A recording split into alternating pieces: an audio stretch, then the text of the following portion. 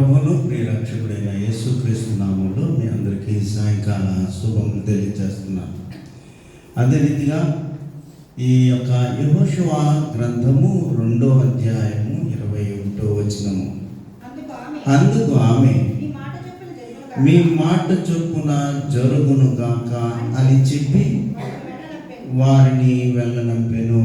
వారు వెళ్ళిన తర్వాత ఆమె ఒక తొగరు దారమును కిటికీకి కట్టెను. కిటికీకి కట్టాడు. అలాగే 26 చదువుకుంటున్నాం. యెహోవా నన్ను పరిశీలించుము, నన్ను పరీక్షించుము, నా అంతరంద్రియములను నా హృదయమును పరిశోధించుమని ప్రార్థన చేశాను. ఈ రీతిగా 20 అక్కడ కూడా మనం చదివి 23, 21 కూడా 3వ వాక్యంలో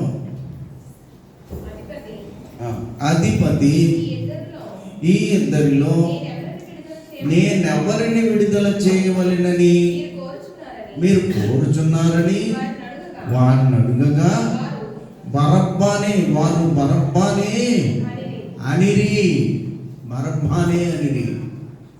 ప్రభునందు ప్రియమైనటువంటి ప్రియా దేవుని బిడ్డలారా, దినము ప్రజాస్వామ్యం శ్వాసము ప్రజాస్వామ్యం ఏంటని పాస్టర్ గారిని అడిగాను. అయితే ప్రజాస్వామ్యం గురించి మనం తెలుసుకోవాలి. ఈ మూడింటిలో కూడా ఈ ప్రజాస్వామ్యం ఉంది. ప్రజాస్వామ్యం అంటే ప్రజల యొక్క పరిపాలన. ఈ పరిపాలన ప్రజలే ప్రభుత్వాన్ని ఎన్నుకుంటారు. ఆ ప్రభుత్వం మరలా ప్రజల్ని ఏలుబడి చేస్తుంది. అదే ప్రజాస్వామ్యం, ఇంకేం లేదు. కాబట్టి మీరు అందరూ ఇంటికి వెళ్ళిపోవచ్చు. ప్రజాస్వామ్యం అంటే ప్రజలు ప్రభుత్వాన్ని ఎన్నుకొనుట, మరలా ప్రభుత్వం ప్రజలను పరిపాలించడం. కాబట్టి ప్రజల చేత ఎన్నుకోబడిన ప్రభుత్వమును ప్రజాస్వామ్యం అని అంటారు. ప్రాముఖ్యంగా ప్రజల చేత ఎన్నుకోబడిన, ప్రజలు కొరకు ఎన్నుకోబడిన, ప్రజలు ఎన్నుకున్నారు, ప్రజల కొరకు ఎన్నుకున్నారు, ప్రజల యొక్క ప్రభుత్వం. ఈ 3 విషయాలు మనం గుర్తుపెట్టుకోవాలి. గనుక దీన్ని ఏమన్నాము అంటే ప్రజాస్వామ్యం. ఈ ప్రజాస్వామ్యము కొన్ని దేశాలలో ఉంటుంది, కొన్ని దేశాలలో ఉండదు. ఈ ప్రజాస్వామ్య దేశాలు అంటే మన దేశము ప్రజాస్వామ్య దేశము.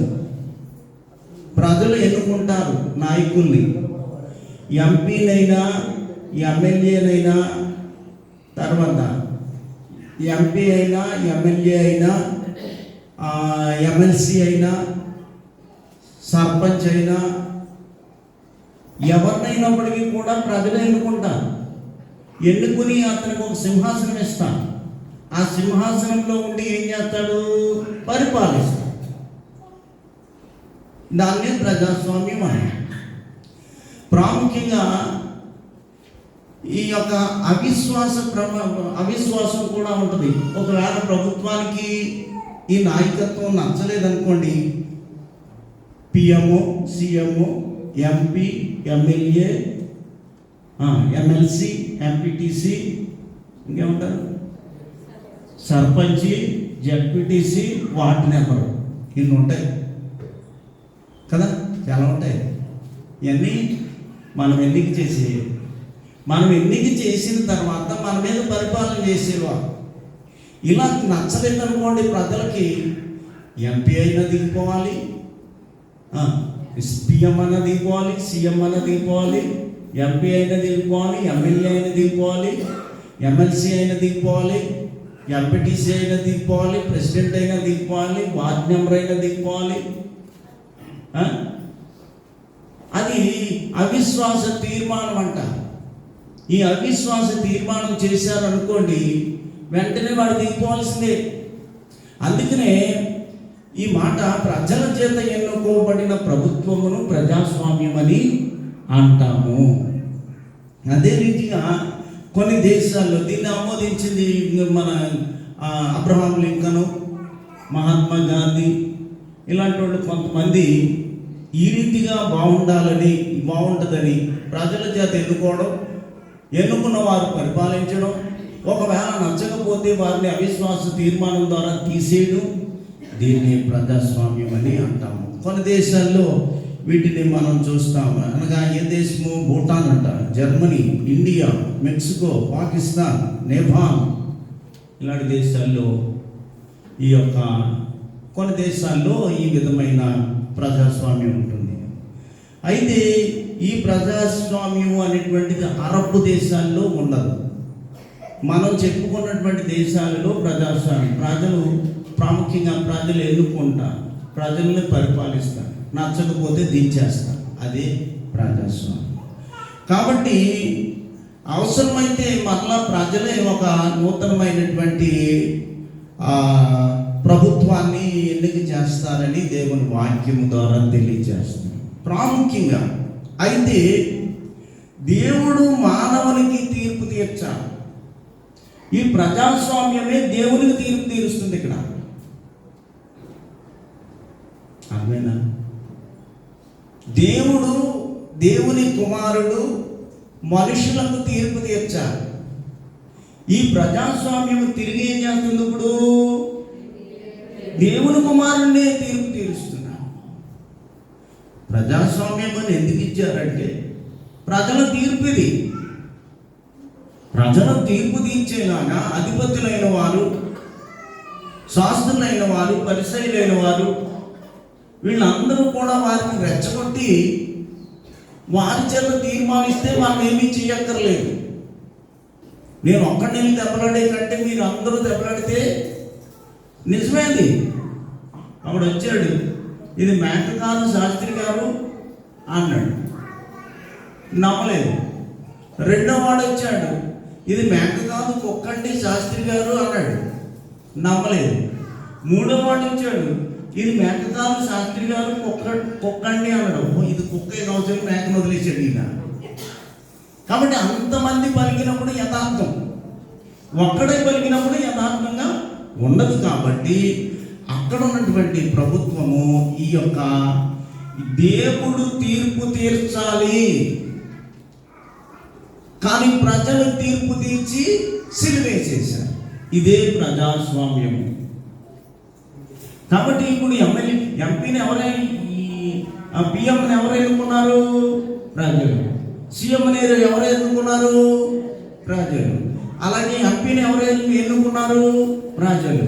అలాగే ఎమ్మెల్యేని ఎవరు ఎన్నుకున్నారు? ప్రజలు. ఎంపీటీసీని, జడ్పీటీసీని, ప్రెసిడెంట్ని, వార్డు మెంబర్ని ఎవరు ఎన్నుకున్నారు? ప్రజలు. సిలువేయమని ఎవరు ఎన్నుకున్నారు? ఇక్కడ అదనమాట ప్రజాస్వామ్యం అంటే. వీళ్ళందరూ కూడా ఈ పిలాతైనా, హేరోదైనా, ఇంకెవరైనా కానీ సిలువై అన్నారనుకోండి, నేరం ఎవరిదైపోద్ది? అందుకు ప్రజల్లో వచ్చి పుట్టితే అది నేరంగా ఉంటుందని అది ఇక్కడ ప్రజాస్వామ్యాన్ని గురించి మనం చూస్తున్నాం. ఇక్కడ ఏమంటుంది ఇప్పుడు 21లో? అందుకు ఆమె మీ మాట చెప్పున జరుగును గాక అని చెప్పాను. ఈ ఒక్కరితో వెళ్ళి మీరందరూ కలిసి నేను యేసుక్రీస్తుని ప్రభు కలిగి ఉన్నాను కాబట్టి నన్ను విడిచిపెట్టండి అంటే ఎవరు విడిచిపెట్టరా? ఆమె ఒక వేశ్య, రహాబ్ అనేటువంటి స్త్రీ. కనుక అందరిలో కూడా పాపి అనే ఒక గుర్తు ఉంది కనుక ఎవరు లెక్క చేయరు.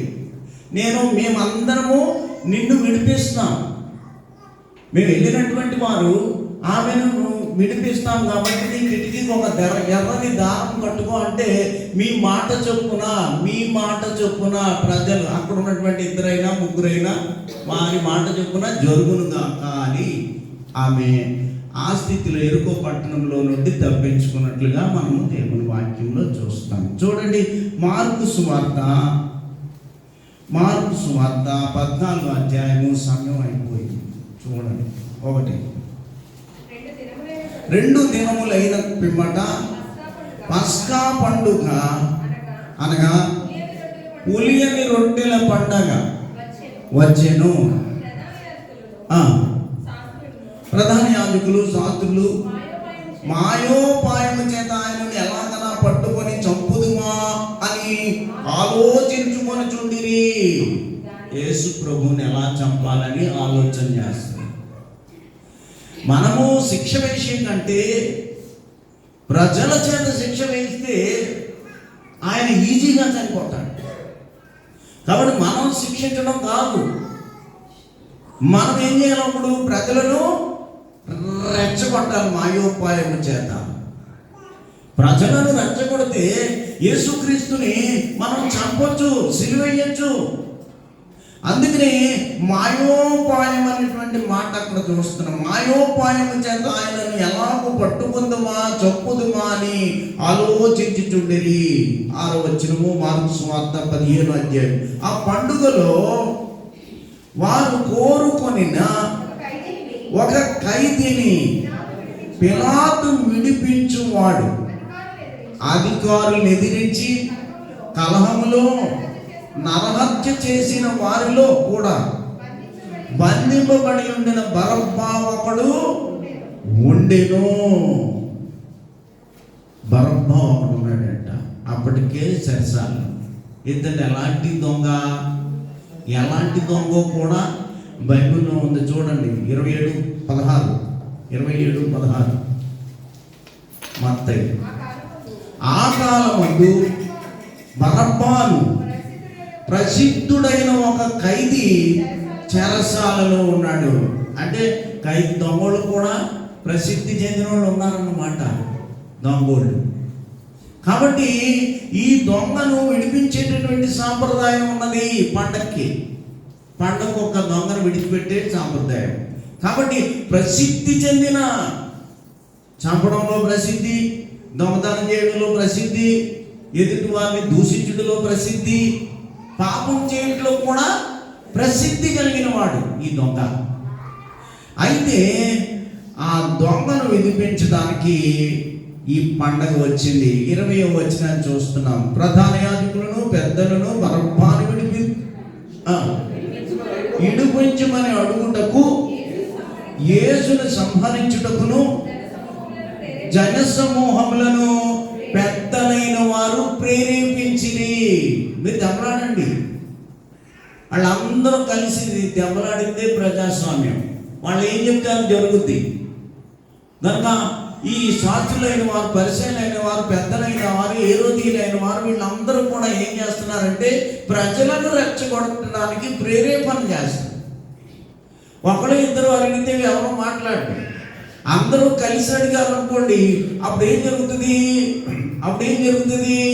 ఒకటే మాట, ఒకటే అనుసరణ ఉంటుంది అని వాళ్ళు ప్రేరేపిస్తున్నారు. అయితే మనం మోసే ధర్మశాస్త్ర ప్రకారంగా ఎలా చేయాలి? 32 నిర్గమాలు 2లో మోసే ధర్మశాస్త్ర ప్రకారంగా దుష్కార్యము జరిగించుటకై 23:2 మీరు చూసినది కదా. దుష్కార్యము జరిగించుటకై సమూహమును వెంబడించవద్దు, న్యాయమును త్రిప్పివేయుటకు సమూహముతో చేరి వ్యాజ్యములో సాక్ష్యములు పలుకకూడదు. చూసారా, 10 మందితో అబద్ధం ఆడడానికి వెళ్ళకూడదంట. దెబ్బలానికి 10 మందితో వెళ్ళకూడదు. ఇది మోసే ధర్మశాస్త్రం యొక్క నిర్ణయము. ఈ నిర్ణయాన్ని ఈ హేరోదీయులైన వారు, శాస్త్రులైన వారు, పెద్దలైన వారు మాట మార్చి ప్రజల్లోకి వెళ్ళి ప్రజలను రెచ్చగొడుతున్నారు. క్రీస్తుని సిలువేయమని అందరూ కలిసి ఒకేసారి కేకలు వేయండి. అందరూ కలిసి ఒకేసారి కేకలు.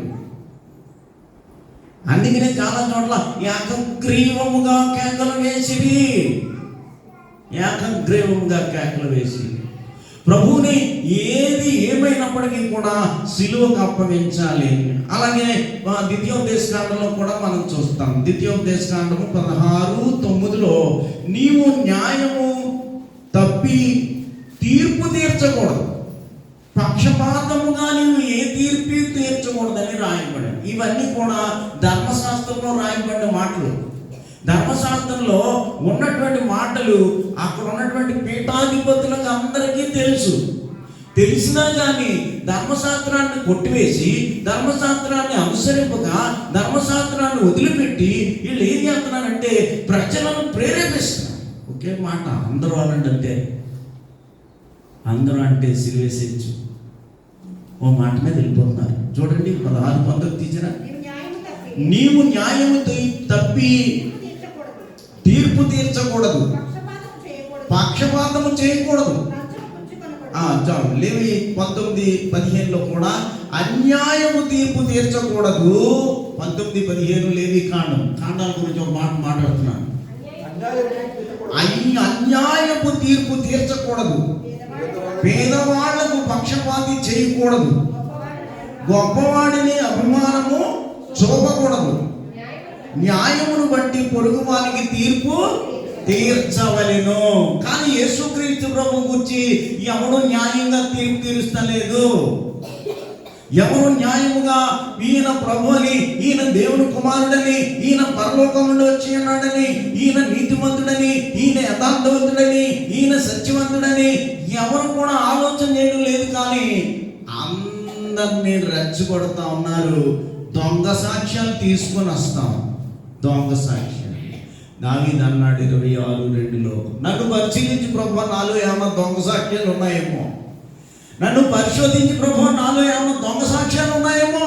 చూడ 26:2 చదువుకున్నాం కదా. నన్ను పరిశీలించుము, నన్ను పరీక్షించుము, నా అంతరంద్రియములను పరిశోధించి ప్రభు అన్నాడు. దొంగ సాక్ష్యాలు ఎవరి మీద అన్నా పలికారేమో నన్ను క్షమించి ప్రభు.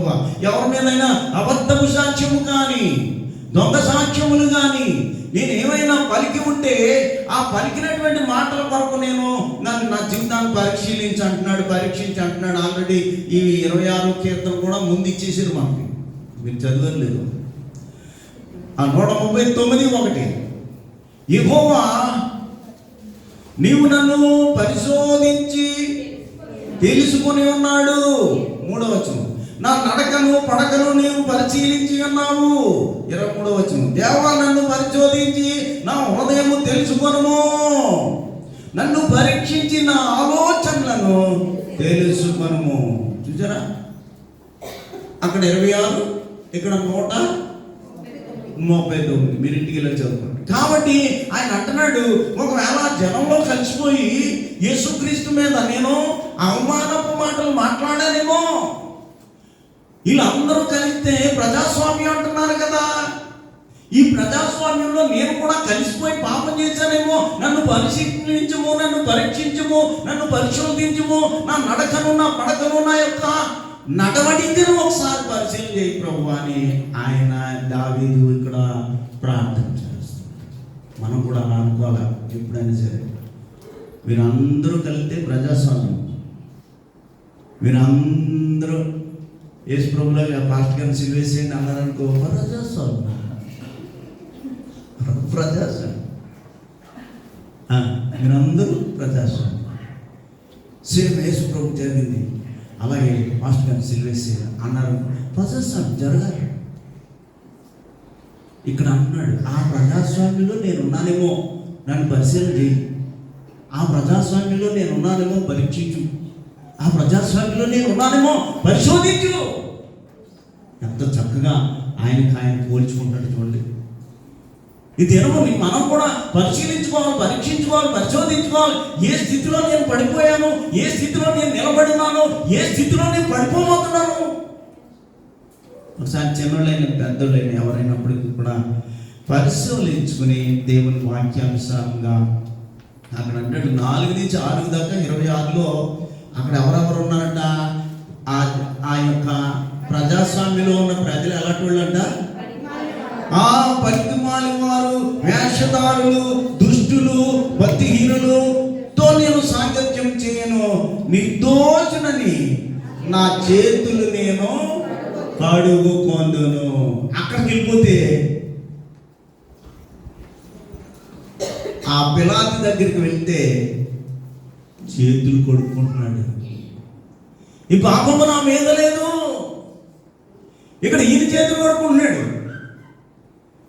అక్కడ ఆమె అన్నది, రహాబు అంది, మీరందరూ కూడా ప్రజాస్వామ్యంగా మీ ముగ్గురు వచ్చారు కాబట్టి మీ ముగ్గురు వచ్చిన నన్ను ఏం చేయాలా, ఈ చెరలో నుంచి నన్ను విడిపించాలి. ఇదిగో అందుకోసం ఎర్రని దారం కిటికీ కొట్టుకుంటున్నాను.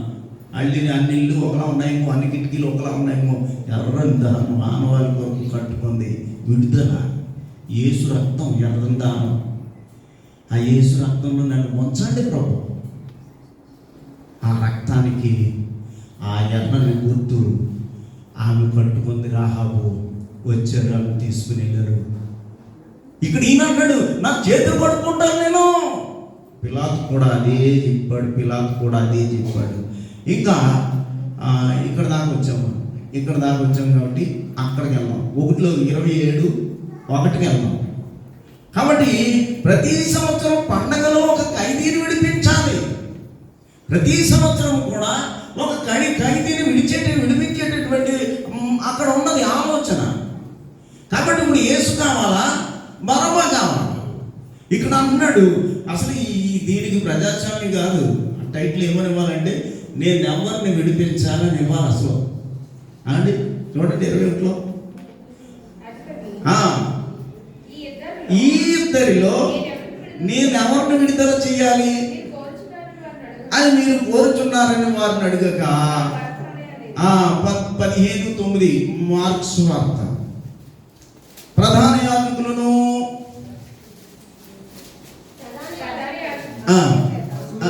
అసూయ చేత యేసును అప్పగించితిరని పిలాతు తెలుసుకుని, నేను ఆయన అంటున్నాడు. పాపం భార్య చెప్పింది కదా. ఎవరు చెప్పారు? పిలాతుకి. మరి భార్య కౌరెట్టింది కదా. మీకు తెలీదా? ఆదివారం కౌరెట్టిందా అండి? ఆ నీతి మంత్రి జోలికి నువ్వు అనలేదా? మరి ఆదివారం అంతే కదా. ఆ మాట చెప్పు. నేను ఏమంటాడు చూడండి, యేసును వదలమంటావా, లేకపోతే అతన్ని వదలమంటావా, ఇతన్ని వదలమంటావా, ఆడిని వదలమంటావా అనకుండా ఎంత మర్యాదగా మాట్లాడారు. యూదుల రాజును నేను మీకు విడుదల చేయగల కోరుచున్నారా? యూదుల రాజు, ఆ యూదుల రాజుగా పుట్టినవాడే ఇక్కడ. యూదుల రాజుగా పుట్టిన వాడిని సిలువేయడానికి వీరు ఈడ్చుకొనిపోయారు, అన్ని చేస్తున్నారు. అయినప్పటికీ కూడా ఈ యొక్క న్యాయపీఠము దగ్గర అధిపతి అయిన వాడు పిలాతే ఆయన మాట్లాడుతున్నాడు. యూదుల రాజుగా అయిన వారిని విడిచిపెట్టనా, లేకపోతే బరబ్బా విడిచిపెట్ట? ఎంత మర్యాద ఇచ్చాడు యేసుక్రీస్తు ప్రభుకి, ఎంత మర్యాద ఇచ్చాడు. 15:11 అతడు బరబ్బను తమకు విడుదల చేయవలెనని జనులు అడుగునట్లు ప్రధాన యాజకులు వారిని. ఇప్పుడు ప్రజాస్వామ్యం ఎవరు పాడు చేస్తున్నారు? ప్రజాస్వామ్యాన్ని శాస్త్రులు, పరిచయాలు, సర్దుకాయలు అనేవాళ్ళు వీళ్ళు పాడు చేస్తున్నారు ప్రజాస్వామ్యాన్ని. ఇక్కడ కూడా అంతే. దేశంలో కూడా కొంతమంది ఉంటారు వ్యతిరేకులు, పాడు చేయొచ్చు, దుష్ట శక్తులు. ప్రభుత్వం క్రమంగా వెళ్తున్నప్పుడు కులమత భేదాలు వీటన్నిటి సమాంతరంగా పోతున్నప్పుడు ఏ గొడవ లేని సమయంలో ఎంతో కొంత గొడవ పుట్టించి ఇదిగో వారిని ప్రేరేపించి నిజము జనులు అడుగునట్లు ప్రధాన యాజకులు వారిని ప్రేరేపించి. 22కి వచ్చేది అసలు దగ్గరికి వెళ్ళిపోండి. అందుకు పిలాతు, అలాగైతే క్రీస్తు అనబడిన యేసును ఏమి చేతునని వారిని అడుగగా సిలువ వేయమని అందరూ కేకలు వేసి. న్యాయపీఠం మీద ఉండి మరి యేసుక్రీస్తు పక్షాన ఎంత బాగా మాట్లాడుతూ ఉన్నాడు. ఇక్కడేమన్నాడు, యూదుల రాజు అయిన వాడిని విడిపించమంటారా వద్దంటారా? ఇక్కడేమంటున్నాడు, యేసుక్రీస్తుని ఏం చెయ్యను. ఎంత మర్యాద మాట్లాడాడు. ఈ ప్రభావం అంతా ఏముంది? అవునండి, అది అంత అవుతుంది. భార్య భార్య మంచిదైతే భర్త కూడా మంచుడైపోతాడు. భర్త మంచుడైతే భార్య కూడా మంచిదైపోతాడు. ఎంత ప్రభావం పనిచేసిందా. ఇక్కడ అంటాడు యూదుల రాజు, అక్కడ అంటాడు యేసుక్రీస్తును, క్రీస్తు అనబడిన యేసు. ఎంత మర్యాద ఇచ్చాడు. దీన్ని బట్టి మనకి ఏమనుకోతుంది, ఒకరి పట్ల ఒకరు మర్యాద కలిగి ఉండాలి, విధేయత కలిగి ఉండాలి, విధేయత కలిగి ఉండాలి, వినయం కలిగి ఉండాలి, సాత్వికం కలిగి ఉండాలి, శిలువలో క్రీస్తుని జ్ఞాపకం చేసుకోవాలి.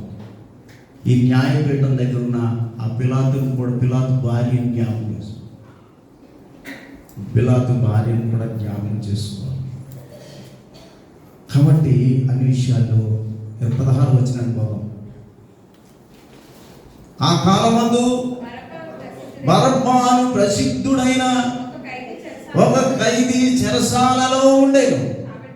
కాబట్టి నేను ఎవరిని విడిపించను. యేసుక్రీస్తున బరబ్బా. అందరూ ఇష్టానుసారంగా కేకలు వేస్తున్నారు. ఈ కేకలు ఎంతో విచిత్రమైనటువంటి కేకలు. మార్క్స్ వార్త 15వ అధ్యాయము 13వ వచనంలో వారు అక్కడ బరబ్బా ఎలా మాట్లాడాడు, పిలాతు ఎలా మాట్లాడాడు, యూదులు రాజున యేసుక్రీస్తునే, క్రీస్తు అనబడి యేసునంటే ఈ ప్రజలు చూడండి, ఈ ప్రజాస్వామ్యం ఎలా మాట్లాడుతుందో చూడండి. ప్రజాస్వామ్యం టైటిల్, ప్రజాస్వామ్యం ఏం మాట్లాడుతుంది, వాణిని ఏమన్నారా, యేసుప్రభుని ఏమంటున్నారా, వాణిని. ఏం మర్యాద. ఎంతో ఆ సభకు అధిపతి అయిన వాడు, ఈ సభంతటికి అధిపతి అయిన వాడు మాట్లాడే తీరు ఎలా ఉంది. ఈ మూర్ఖులైనటువంటి వారికి అందుకనే అక్కడ చెప్పినటువంటి మాటలేంటి, అక్కడ చెప్పిన 26 కీర్తన ఏముంది, పనికిమాలిన వారు, వేషధారులు, దుష్టులు, భక్తిహీనులు సాంగత్యమున కొద్దు ప్రభువా. దావీదు మాట్లాడుతున్నాడు ఈ పద్యం. అంటే వాణిని ఎవరు అంటారు, యేసుక్రీస్తు ప్రభువుని అంటున్నారు వీళ్ళు. ఈ ప్రజాస్వామ్యము ఎంతో చక్కగా మాట్లాడాలి, ఎంతో మర్యాదగా మాట్లాడాలి. దేవుని యొక్క చిత్తం చెప్పున, దేవుని యొక్క సంకల్పం చెప్పున, ఎవరు మంచి కార్యములు చేశారు, ఎవరు మంచి కార్యాలు, ఎవరు నీతిమంతులు, ఎవరు అవినీతిమంతులు. ఇంటి వారికి కాళ్ళు ఇచ్చాడు, గుడ్డి వారికి కళ్ళు ఇచ్చాడు, కుష్ఠరోగులు బాగు చేశాడు, చచ్చిపోయిన లేవదెత్తాడు, అస్వస్థతగా వారిని బాగు చేశాడు యేసుప్రభు. ఏమీ తెలియలేదు పిలాతు ఎలా తెలియదు, ఏ రోజుకి ఏమీ తెలియదు. ఏ రోజు కూడా మర్యాదగానే మాట్లాడాడు కదా, నిన్న మొన్న ఏదైనా సూచక్రియ చేయి ప్రభు అన్నాడు. ఎంత మర్యాదగా, ఏదైనా సూచక్రియ చేస్తాడేమో, గతం ఎన్నడూ కూడా నేను చూడలేదు. ఆయనే నా దగ్గరికి వచ్చి ఉన్నాడు కాబట్టి ఆయన ఏదైనా ఒక సూచక్రియ చేసిన యెడల నేను సంతోషించేదను, నేను ఆనందించేదను, నేను ఆయన యందు విశ్వాసం ఉంచేదను అన్నట్లుగా మాట్లాడాడు. పెద్ద ఈయనంటున్నాడు యూదుల రాజు, క్రీస్తు అనబడిన యేసు. వీళ్ళందరూ ప్రజాస్వామ్యం, ప్రజలందరూ కలిసి వాడిని ఆడిని అన్నట్టు. అందుకే మనము ఏ కోవలో ఉన్నాము, ఎలా ఉన్నాము, ఒకసారి మనల్ని మనం పరిశీలన చేసుకోవాలి.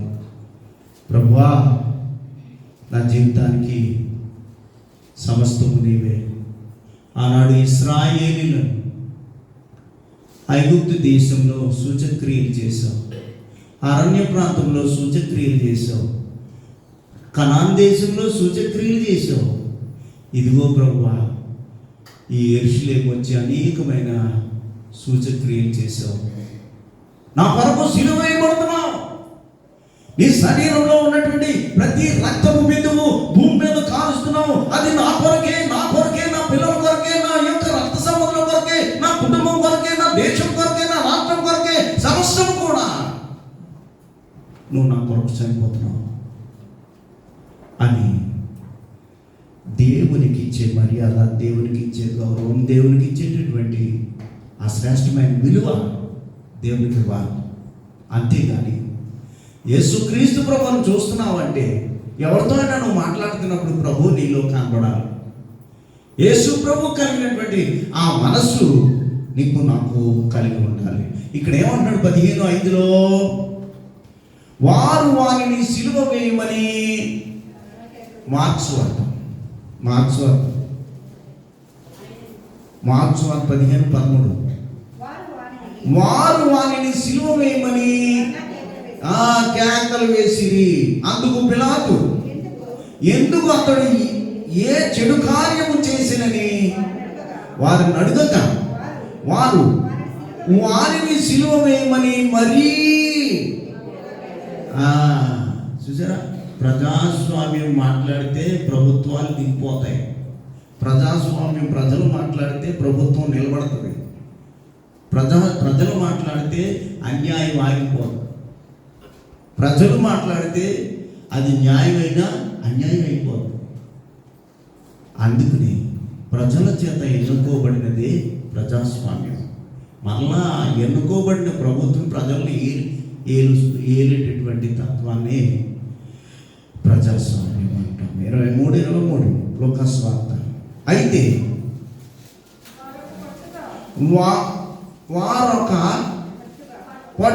వారొకే పట్టుగా అలాగా వారికే పట్టుగా పెద్ద కేకలు వేసి వీరిని సిలువ వేయమని.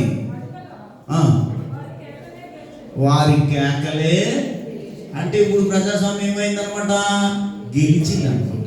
ప్రజాస్వామ్యం గెలిచి ప్రభువుని సిలువ వేసినట్లుగా మనం చూస్తాం.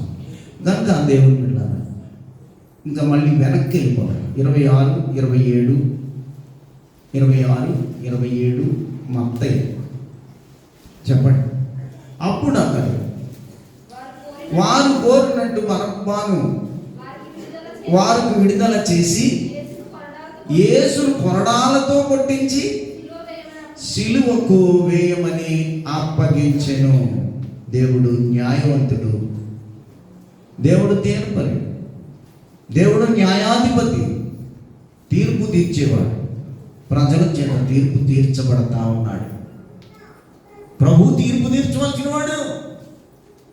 దేవుని కుమారుడు ఈ మానవాళి సృష్టించినటువంటి మానవాళి తీర్పు తీర్చి వారికి తగినటువంటి శిక్ష వేయవలసిన వాడే. ప్రజలందరూ ఏకమై ఒక ప్రజాస్వామ్యంగా ఏర్పడి ప్రభుకే శిక్ష వేస్తున్నారు. అది ఈరోజు మెసేజ్. కాబట్టి ప్రజల చేత, ప్రజలతో, ప్రజల యొక్క తీర్పు నొందుతూ ఉన్నాడు. అందుకనే అక్కడ పేతురు 5:14 అపొస్తలుల కార్యములు 5వ అధ్యాయము చూడండి, ముగించేస్తాను. 5:29 అందుకు పేతురును అపొస్తలులను మనుషులకు కాదు. లోబడ్డారా వీళ్ళు? ప్రజలు లోబడ్డారా? ఈ మనుషులు కాదు లోబడింది. వాళ్ళు చెప్తున్నారు, ఇక్కడ పేతురు చెప్తున్నాడు, అపొస్తలులు అందరూ 12 మంది చెప్తున్నారు, మనుషులకు కాదు. వీళ్ళు ఎవరికి లోబడాలి? దేవుడికి లోబడాలి. దేవుణ్ణి శిక్షిస్తున్నారు ఇక్కడ, దేవుణ్ణి సిలువేస్తున్నారు ఇక్కడ. కేకలు మరీ ఎక్కువగా కేకలు వేసిరి, ఏకగ్రీవముగా కేకలు వేసిరని దేవుని వాక్యం తెలియజేస్తాం. కాబట్టి దేవుని బిడ్డలు ఇక్కడ చూస్తున్నాం మనము మనుషులు కాదండి మర్యాద ఇచ్చేది, దేవునికి మర్యాద ఇవ్వాలి. దేవుని మర్యాద చొప్పున మనుషులను గౌరవించాలి. దేవుని మర్యాద చొప్పున, దేవుని ఇష్టము చొప్పున, దేవుని సంకల్పం చొప్పున, దేవుని ప్రేమ చొప్పున, దేవుని క్షమ చొప్పున, దేవుని కృప చొప్పున మనుషులకు దేవునికే నేను మర్యాద ఇస్తున్నాను, మనుషులకు కూడా మర్యాద ఇచ్చేవారుగా మనం జీవించాలి. అదే నిజమైనటువంటి ప్రభుత్వము, ప్రజా స్వామ్యం. దావీదు 67 కీర్తన స్వామ్యము 67:3 మధ్యలో చదువు. న్యాయమును బట్టి నీవు జనములకు తీర్పు తీర్చుదువు. ఒకవేళ ఇప్పుడు ఎంత కేకలేసినాడు, యేసుప్రభు సిలువేయండి, యేసుప్రభు సిలువేయండి, ఆయన చంపేయండి, ఆయన వేటులు కొట్టేయండి, ముండ్ల కిరీటం పెట్టేయండి, కాళ్ళు చేతుల్లో ప్రకటనకుల్లో ఇవన్నీ చేసేయండి అన్నా, దేవుడు నన్ను తీర్పిస్తాడు. ఆయన రాకడలో తీర్పు తీర్చి ప్రతి వానికి ఇవ్వాల్సిన ఆ ఫలితాన్ని ఇస్తాడు. ప్రజాస్వామ్యంలో పొరపాట్లు అవి దిద్దుకునేవారుగా ఉండాలి మనం. ప్రజాస్వామ్యం అంటే మనమే, ఇంకెవరు కాదు, మనమేనండి. మన అందరము కలిగితే ప్రజలం, మనం అందరం చేసేది ప్రజాస్వామ్యం. కానీ ఇక్కడ టైటిల్ ఏంటి? ప్రజాస్వామ్యంలో పొరపాట్లు దిద్దుకోవాలి. ప్రజాస్వామ్యంలో తప్పుడు నిర్ణయాలు దిద్దుకోవాలి. నీకైనా క్రీస్తుకైనా ఎవరికైనప్పటికీ కూడా అన్యాయపు ఆలోచన ఎంత మాత్రము రాకూడదు. అందుకే దేవునికి ఇష్టమైన పాత్రగా నీవుండాలి, దేవునికి ఇష్టమైన పాత్రగా నేనుండాలి. మన అందరం కూడా దేవునిలో ఉండడానికి, దేవుని కొరకు జీవించడానికి, దేవునిలో బ్రతకడానికి, దేవుని ఇష్టానికి విధేయుడవడానికి, దేవుని నిరీక్షణ కలిగి ఉండడానికి, ఎప్పుడూ కూడా దేవుని కృపచొప్పున నడవడానికి మనము ఉండేవారుగా ఉండాలి. వెంటనే ఆయన లేచిపోయి అక్కడ దావీదు చెప్పాడు, ఈ మూర్ఖులు వీళ్ళందరి దగ్గర చేతులు కడిగేసుకుంటున్నాడు కాబట్టి పిలాతు అయినటువంటి గవర్నర్ కూడా లేచాడు. ఒకసారి ఆ వాక్యాన్ని 27-24 ఆయన లేచి ఏం చేస్తున్నాడు? పిలాతు అల్లరి ఎక్కువ అవుతున్నదే గాని తన వలన ప్రయోజనమేమీ లేదని గ్రహించి నీళ్లు తీసుకుని జనసమూహం ఎదుట చేతులు కడుగుకొని ఈ నీతిమంతుని రక్తమును గూర్చి నేను నిరపరాధినని చెప్పాను. చూసారా, ఈ మాట ఎవరు చెప్పారు? భార్య. ఈ మాట ఏం చెప్పింది? ఆ నీతిమంతుని జోలికి పోవద్దన్న మాట ఇక్కడికి వచ్చింది. మళ్ళీ పోవద్దన్నమాట. ఆ నీతిమంతుని జోలికి ఆదివారం విన్నాం కదా మనం, పెట్టలేదు ఆయన. కానీ అక్కడ ఈ నీతిమంతుని రక్తమును గూర్చి నేను నిరపరాధిని, నేను అపరాధం కాదు, ఈ ప్రజాస్వామ్యమే అపరాధము, వీళ్ళే అపరాధులు, కాబట్టి నేను అపరాధిని కాదని ఆయన చేతులు కడిగేసుకున్నాడు. మీరే ఈ సమస్త ఈ గొడవను మీకు మీరే చూసుకోండి, అప్పగించేసి. నేను పైగా ఏమవుతానండి, ఎలా ఉన్నారు?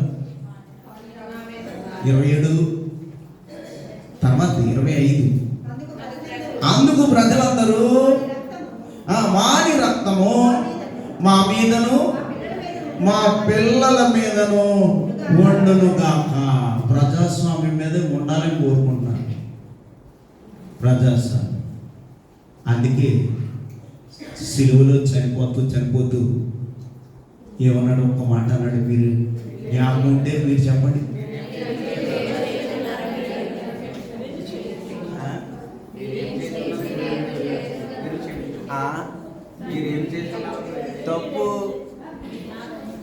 తప్పు మీరు చెప్పింది వెరీ గుడ్. ఏమంటాడు? మీ కొరకును మీ బిడ్డల కొరకు. కాబట్టి మనం కూడా శ్రేష్టమైనటువంటి ప్రజాస్వామ్యంలో ఒకరిగా ఉండక, చివరికి ప్రజాస్వామ్యంలో ఉండాలి మంచి కొరకు. నీ అంతటా నీ ఆత్మీయ జీవితాన్ని బలపరుచుకో. ప్రభు రాకడలో ఆయన ఎదుర్కొనేవాడిగా జీవించు. అందుకనే దావీదు చేతులు కడుక్కున్నాడు, పాపం లేకుండా. పిలాతు చేతులు కడుక్కున్నాడు, ఈ నీతిమంతుడు రక్తము నేను నిరపరాధిని అని చెప్పి ఆయన చేతులు కడుక్కున్నాడు. అదిగదిగో దిగో కల్వరి మేటకు దారదిగో, ఆ ప్రభువుని వేసిన సిలువ దిగో. అదిగదిగో అల్లదిగో కల్వరి మేటకు దారదిగో, ఆ ప్రభువును వేసిన సిలువ దిగో. గెలిచేమని ఒక తోట దిగో, ఆ తోటలో ప్రార్థన స్థలమదిగో. గెలిచేమని ఒక తోట దిగో, ఆ తోటలో ప్రార్థన స్థలమదిగో. ఆ చటనే ఉండి ప్రార్థించుడని, ఆ చటనే ఉండి ప్రార్థించుడని పలికిన క్రీస్తు మాటదిగో. పలికిన క్రీస్తు మాటదిగో. అదిగదిగో అల్లదిగో కల్వరి మేటకు దారదిగో, ఆ ప్రభువును వేసిన సిలువ దిగో. యోధుల రాజువు నీవేనా, మోదము నీవన్నట్టులే. యోధుల రాజువు నీవేనా, మోదముతో నీవన్నట్టులే. నీలో దోషము కనుగొనలేక, నీలో దోషము కనుగొనలేక, చేతులు కడిగిన పిలాతు అడుగో. చేతులు కడిగిన పిలాతు అడుగో. అడుగడుగో